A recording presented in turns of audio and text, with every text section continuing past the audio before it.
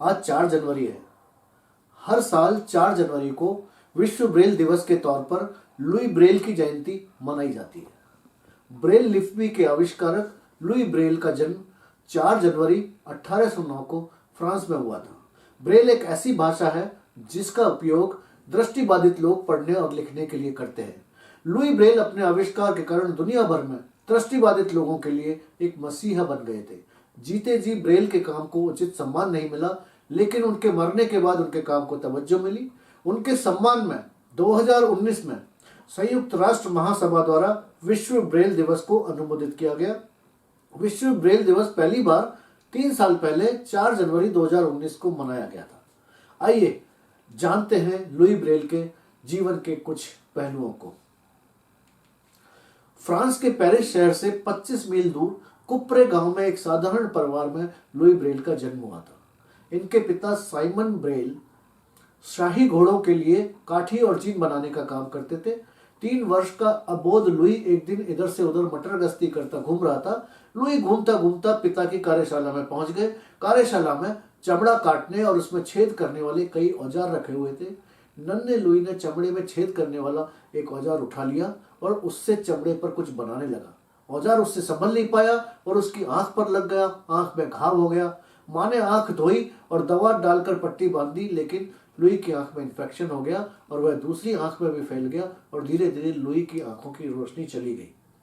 नन्हा लुई इस दुर्घटना के बाद गंभीर हो गया और उसकी चंचलता समाप्त हो गई। यह बालक कोई साधारण बालक नहीं था। उसके मन में संसार से लड़ने की प्रबल इच्छा शक्ति थी।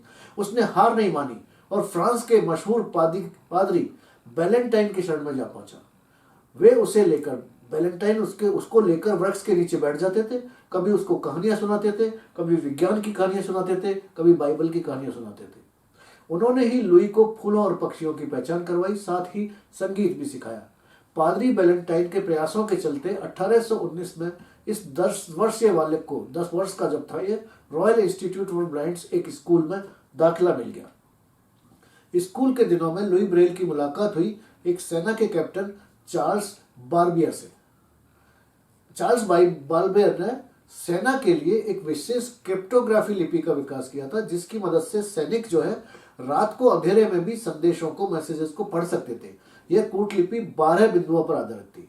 12 बिंदुओं को 66 की पंक्तियों में रखा जाता था। हालांकि तब इसमें विराम, संख्या और गणितीय चिन्ह मौजूद नहीं थे। बाद में ब्रेल इससे इंस्पायर होकर ब्रेल ने कैप्टन बार्बियर की सैन्य क्रिप्टोग्राफी से प्रेरित होकर एक नई विधि का निर्माण किया। आपको ये जानकर हैरानी होगी कि जब लुई सिर्फ 16 वर्ष के थे तब उन्होंने ये लिपि बनाई।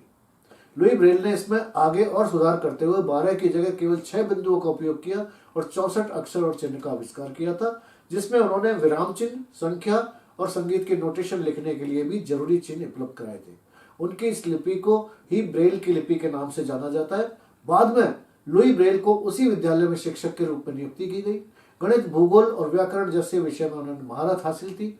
सन 1824 में बनी ये लिपि आज दुनिया के सभी देशों में इस्तेमाल की जाती है। 16 जनवरी 1852 को मात्र 43 वर्ष की उम्र में उनका निधन हो गया।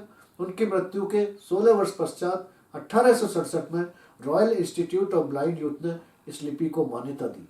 उनकी 100वीं पुण्यतिथि पर सन 1952 में लगभग दुनिया के हर अखबार में उन पर लेख छपे, डाक टिकट जारी हुए और उनके घर को संग्रहालय का दर्जा दिया गया। Thank you.